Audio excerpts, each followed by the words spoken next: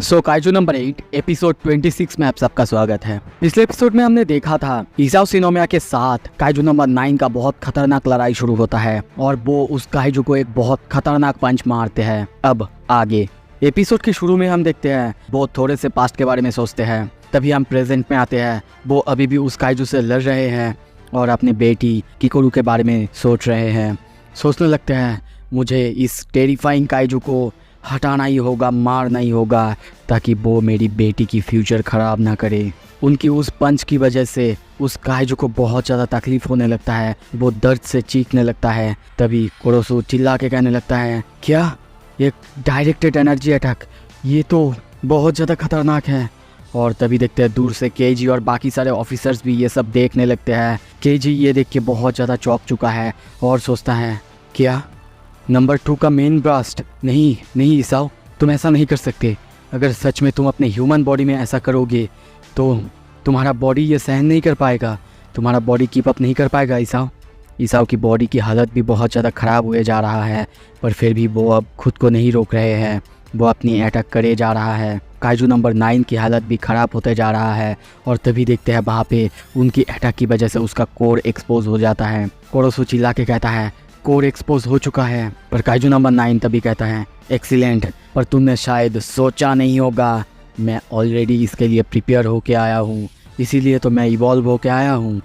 और तभी देखते हैं वो अपना शेप चेंज करने लगता है, अब थोड़ा सा राउंड होने लगता है। कुरोसु चिल्ला के कहता है, सर वो अपना शेप चेंज कर रहा है, वो अपनी पूरी बॉडी से डिफेंस करने की कोशिश कर रहा है। पर तभी वो कहते हैं, पर ये तो सबसे ज़्यादा बुरा है तुम्हारे लिए। ये सुन के काइजू नंबर 9 और चौंकते हैं और तभी देखते हैं वो और एक शूट उनके ऊपर करते हैं। काइजू नंबर 9 ये देख के बहुत ज़्यादा हैरान होते हैं और सोचने लगते हैं, क्या यहाँ पे तो ऐसा कोई ह्यूमन है ही नहीं जो कि इस अटैक को 2 बार मारने के कैपेबल हो, पर वो कैसे कर रहा है। तभी हम उन्हें देखते हैं वो अपनी अटैक की पावर और ज़्यादा बढ़ाता है, जिससे काइजू नंबर 9 की हालत अब और ज़्यादा ख़राब होने लगता है। उनकी ये ब्लास्ट इतना ज़्यादा खतरनाक था कि वो उस जगह को तोड़ते हुए दूसरे बिल्डिंग तक को पूरी तरह से तबाह कर देता है।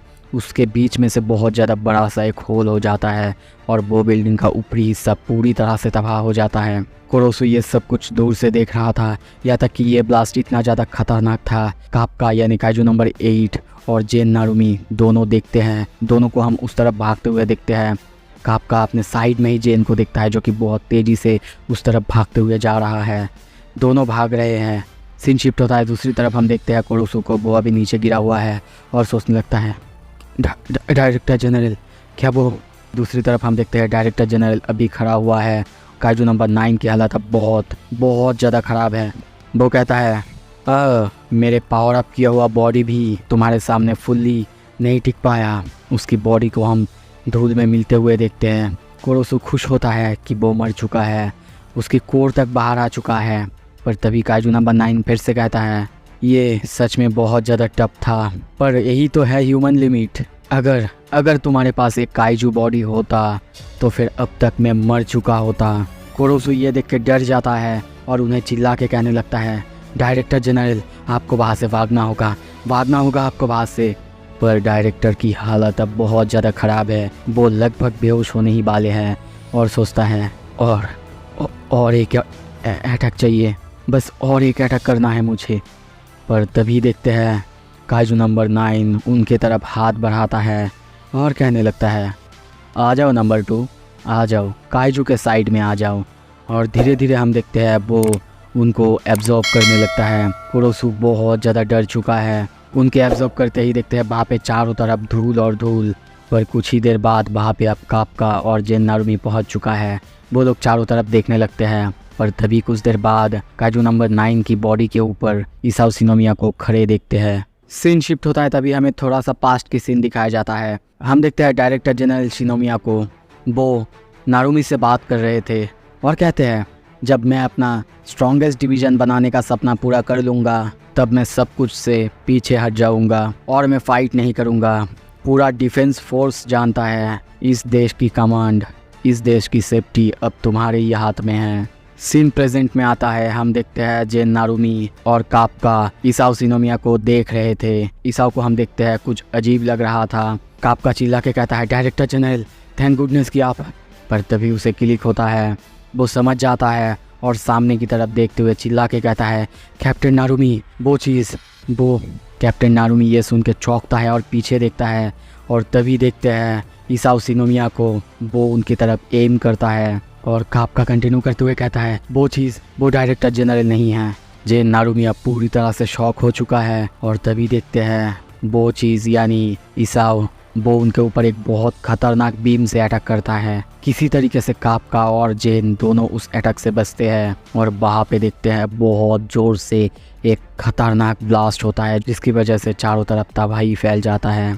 कापका सोचता है उसकी पावर तो अनरियल है, कैसे वो इतना ताकतवर हो सकता है?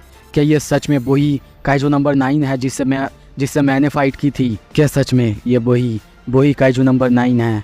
अब काइजू नंबर 9 को हम और एक बार बदलते हुए देखते हैं और उसे और एक खतरनाक ताकतवर रूप में देखते हैं। कुछ देर बाद दूरहन जेन को देखते हैं, वो रेडियो से मिस्टर इसाओ से कनेक्ट करने लगता है, कहने लगता है, मिस्टर इसाओ क्या कहाँ है आप?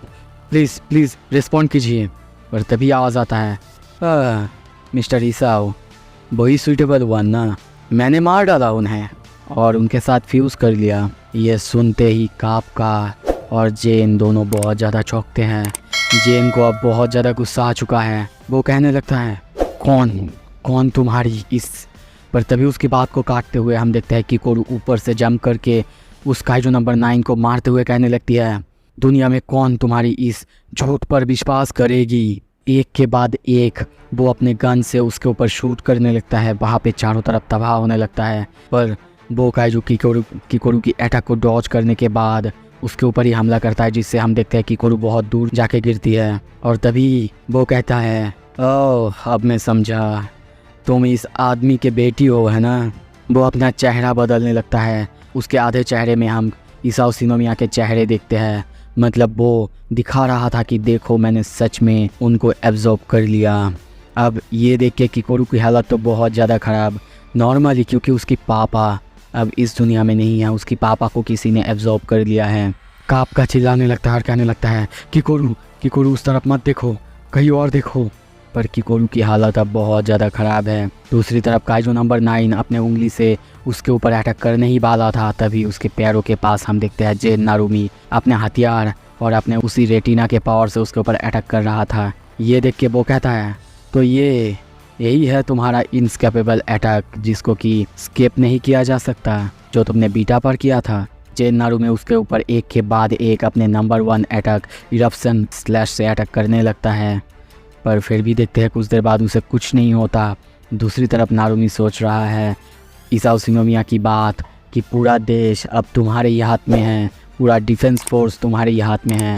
और सोचता है, मिस्टर इसाओ मैं प्रॉमिस करता हूँ, मैं इस काइजू नंबर 9 को अब भागने नहीं दूंगा, मैं खुद इस काइजू को न्यूट्रलाइज करूँगा। वो उस काइजू की तरफ भागने लगता है, पर तभी सामने देखता है क्योंकि वो काइजू कहता है, सॉरी।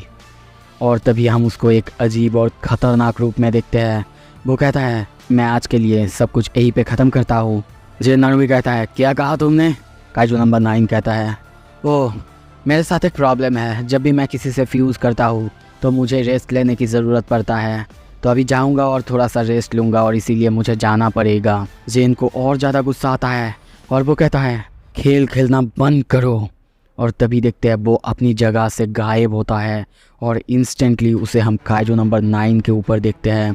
वो अभी भी अपना वही रेटिना अटैक से उसके ऊपर अटैक कर रहा था। नीचे की तरफ बहुत तेज़ी से आके ब्लास्ट करने की कोशिश करता है, पर तभी काइजू नंबर 9 कहता है, चलो माना कि ये पावर तुम्हारी बहुत अच्छी है, पर इसके अटैक सिर्फ स्मॉल काइजू पर ही काम करेंगे, मेरे जैसे बड़े और ताकतवर काइजू पर बिल्कुल नहीं, जिनके पास बहुत ज़्यादा सुपीरियर डिफेंस फोर्स है। और तभी देखते हैं वो अपने मुंह से एक एनर्जी बीम नारुमी के ऊपर फेंकने ही वाला था। नारुमी ये देख के बहुत ज़्यादा डर जाता है, पर तभी दूसरी तरफ हम देखते हैं कापका भी अब अपने पंच को रेडी कर रहा है और उसको मारते हुए कहने लगता है, डायरेक्टर जनरल को वापस करो अभी के अभी। और उसके ऊपर एक खतरनाक पंच करता है।